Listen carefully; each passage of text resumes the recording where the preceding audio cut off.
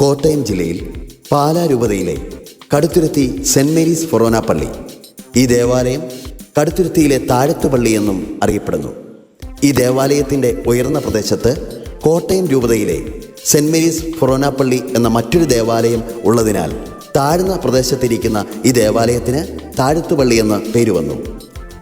1009 സ്ഥാപിതമായ ഈ ദേവാലയം 1590 പുനർനിർമ്മിക്കുകയും 2005 നാം ഇപ്പോൾ കാണുന്ന ഈ രൂപത്തിലേക്ക് മാറ്റപ്പെടുകയും ചെയ്തു. ഈ ദേവാലയത്തിലെ പ്രധാന തിരുനാൾ എല്ലാ ജനുവരി മാസവും ആചരിക്കുന്ന തിരുക്കുടുംബ ദർശന തിരുനാളാണ്.